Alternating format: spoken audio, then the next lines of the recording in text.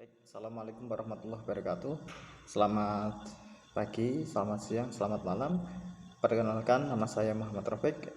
Di sini saya akan mempresentasikan materi terkait dengan tes prestasi pembelajaran untuk pendidikan agama Islam. Untuk itu, bisa kita simak dengan seksama penjelasan berikut ini. Baik, kita akan memulai dengan menjelaskan tentang pengertian dari prestasi belajar pendidikan agama Islam. Oke.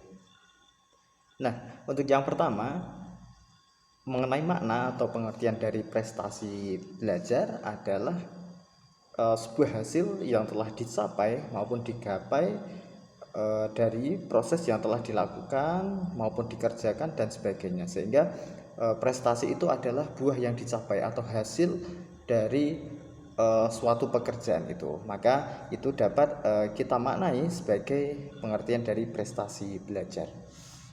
Untuk yang selanjutnya kita akan masuki pengertian dari prestasi belajar. Nah, apakah pengertian dari prestasi belajar itu? Nah, ini menurut yang diungkapkan oleh Muhammad Thohir memberikan penjelasan bahwa prestasi belajar itu merupakan apa yang telah dicapai oleh siswa yang telah melakukan kegiatan pembelajaran.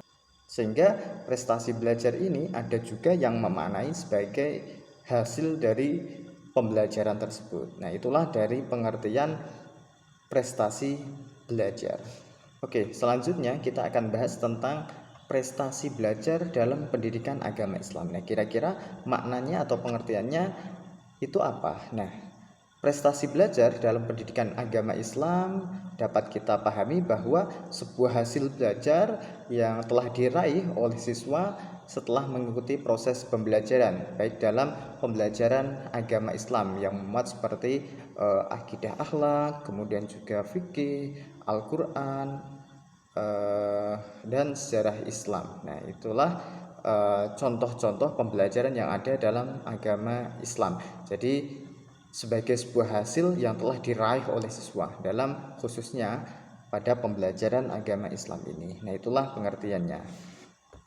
Oke, untuk selanjutnya kita akan masuki kira-kira apa sih faktor-faktor yang dapat mempengaruhi dari prestasi belajar. Nah, sebelum kita membahas berbagai macam tes-tes, nah kita perlu membahas kira-kira faktor yang dapat mempengaruhi prestasi belajar itu apa saja. Nah, secara garis besar ini dapat kita bagi menjadi dua hal, yakni yang pertama adalah faktor internal dari siswa, kemudian yang kedua adalah faktor eksternal dari siswa. Nah, itu ada dua macam pembagian yang tentunya ini terkait dengan siswa itu. Nah, apakah itu dari dalam diri siswa, kepunyaan siswa sendiri, ataupun juga hal-hal lain yang di luar apa yang dimiliki oleh siswa, sehingga keduanya ini dapat memberikan pengaruh dalam memperoleh prestasi pembelajaran, khususnya dalam pembelajaran pendidikan agama Islam ini. Masuki pembahasan yang berikutnya, yaitu terkait dengan pembagian dari faktor-faktor yang dapat mempengaruhi prestasi belajarnya. Tadi sudah kita bahas, yakni ada dua, ada faktor internal dari siswa, kemudian yang kedua adalah faktor eksternal dari siswa. Nah, untuk yang pertama yaitu faktor internal dari siswa adalah ada kecerdasan emosional. Nah, kecerdasan emosional ini adalah kemampuan menggali perasaan diri sendiri dan perasaan orang lain. Kemudian ada juga kemampuan untuk memotivasi diri sendiri, dan juga kemampuan kecerdasan emosional ini adalah kecerdasan yang sangat diperlukan ketika seseorang untuk bisa berprestasi, sehingga faktor dari siswa ini berupa kecerdasan emosional ini adalah faktor yang sangat penting yang harus dimiliki oleh peserta didik ataupun siswa itu. Baik, untuk yang kedua yaitu faktor intelijensi. Nah, apa sih faktor intelijensi itu? Nah, intelijensi itu merupakan istilah yang umum untuk menggambarkan kepintaran maupun kepandaian yang dimiliki oleh seseorang.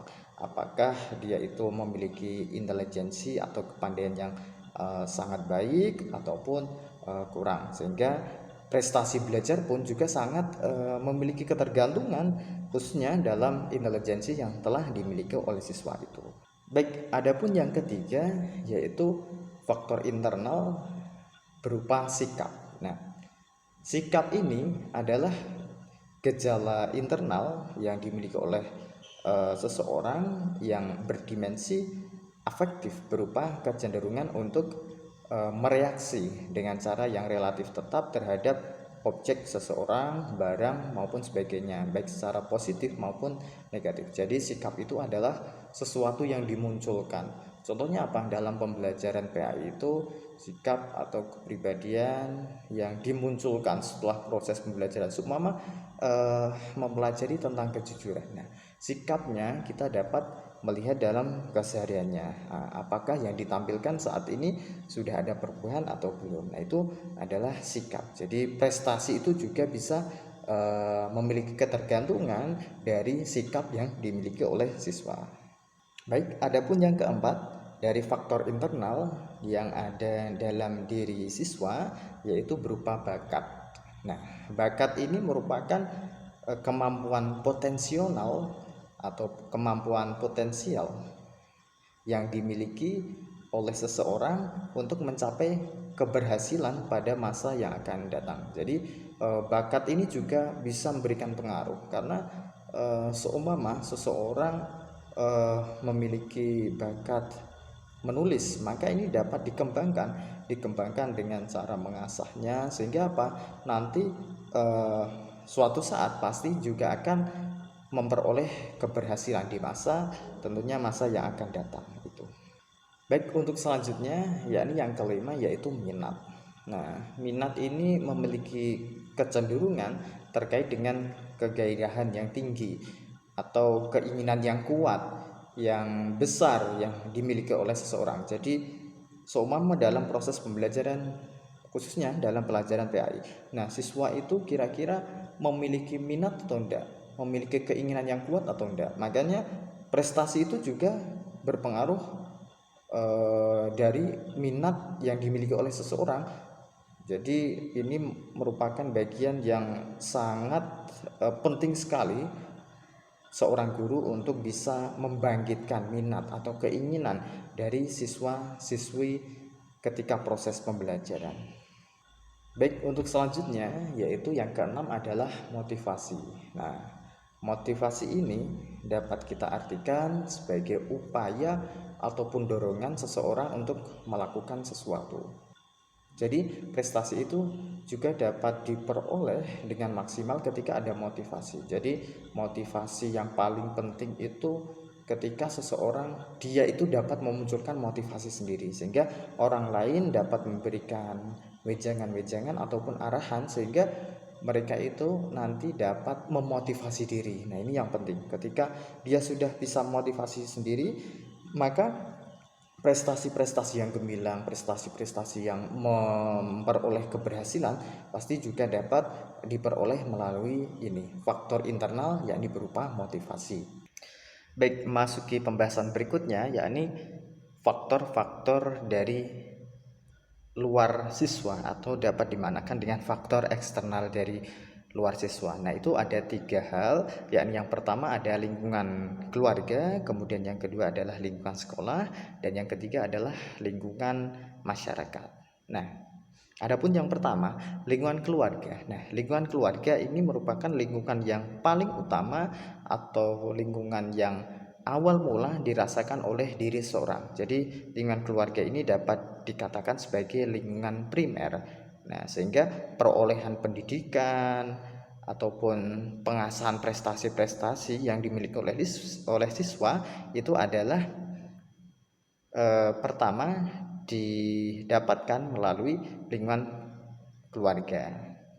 Kemudian lingkungan sekolah merupakan juga bagian dari lingkungan eksternal yang dapat berpengaruh terhadap prestasi yang diperoleh oleh siswa. Nah, lingkungan sekolah ini adalah lingkungan yang tempat untuk mengasah maupun tempat untuk pendidikan, memperoleh program bimbingan, pengajaran, pelatihan dalam rangka apa? Dalam rangka agar membantu siswa itu untuk bisa mengembangkan potensi yang dimiliki secara optimal, sehingga lingkungan ini juga merupakan bagian lingkungan yang berpengaruh besar dalam perkembangan diri seseorang, terkhusus dalam perolehan prestasi pada siswa.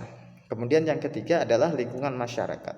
Nah, lingkungan masyarakat ini juga merupakan bagian dari lingkungan yang terpenting, yang sifatnya itu eksternal, dari luar diri seseorang. Nah, lingkungan masyarakat ini dapat berupa masyarakat sekitar maupun teman-teman yang ada di sekeliling dia, sehingga ini juga salah satu faktor yang sangat berpengaruh besar juga terhadap prestasi yang diperoleh. Itulah ketiga faktor yang khususnya yakni berupa faktor eksternal yang berasal dari luar diri seseorang. Baik, selanjutnya kita akan masuki bagian pembahasan dari tes prestasi belajar siswa. Nah, sebelumnya kita akan mengulik sebentar tentang pengertian dari tes. Nah, tes ini dalam Kamus Besar Bahasa Indonesia memiliki pengertian bahwa tes adalah ujian secara tertulis maupun lisan maupun wawancara dalam rangka digunakan untuk mengetahui pengetahuan yang dimiliki oleh seseorang, kemudian kemampuan, bakat, bahkan kepribadian yang dimiliki oleh individu. Jadi tes itu adalah bagian dari cara yang digunakan untuk mengetahui prestasi ataupun perkembangan ataupun kemajuan yang dimiliki oleh seseorang. Nah, itu makna dari tes. Kemudian yang selanjutnya kita akan bahas tentang berbagai macam tes yang dapat digunakan untuk mengetahui prestasi yang dimiliki oleh peserta didik. Nah, ini hampir sama juga dengan yang dilakukan dalam mapel-mapel lain.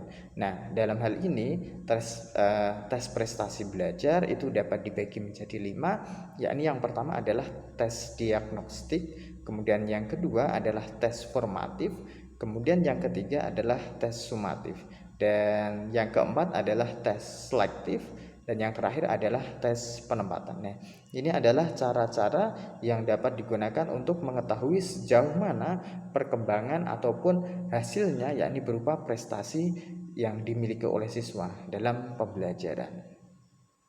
Baik, untuk yang pertama kita akan membahas tentang tes diagnostik. Nah, apa sih tes diagnostik itu? Nah, tes diagnostik itu adalah tes yang digunakan untuk mengetahui kelemahan atau mendiagnosa kelemahan yang dimiliki oleh siswa, sehingga berdasarkan kelemahan atau beberapa kekurangan itu nanti dapat dilakukan perbaikan. Dengan cara apa? Dengan cara memberikan perlakuan, sehingga nanti prestasi maupun hasil belajar yang diperoleh oleh siswa itu dapat dicapai dengan maksimal. Nah, ini satu macam tes yang dapat digunakan untuk mengetahui prestasi yang diperoleh peserta didik, khususnya dalam pembelajaran pendidikan agama Islam juga.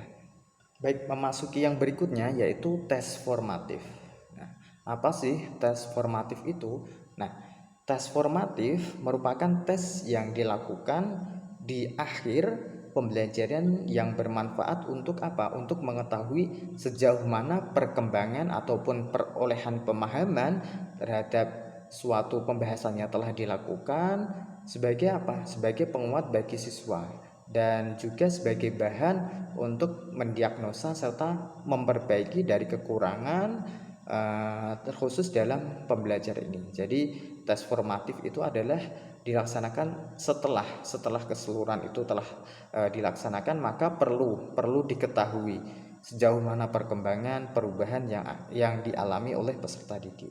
Baik, selanjutnya yakni tes sumatif. Nah, tes sumatif ini adalah jenis penelitian yang dilakukan tiap akhir semester. Nah, setelah para siswa menyelesaikan program belajar dari suatu bidang studi tertentu, khususnya dalam hal ini adalah mapel PAI, mapel pendidikan agama Islam, selama 1 periode. Nah, ini dilakukan ketika UAS semester 1 maupun semester 2. Nah, itu cara yang digunakan untuk mengetahui prestasi maupun hasil belajar siswa selama masa perkembangannya dalam kelas. Kemudian masuk yang ketiga, yaitu tes selektif. Nah, tes selektif ini merupakan bagian juga dari evaluasi atau mengetahui perkembangan dari proses pembelajaran yang selama ini dilakukan dalam rangka apa? Untuk mengevaluasi atau digunakan untuk memilih siswa yang paling tepat kira-kira.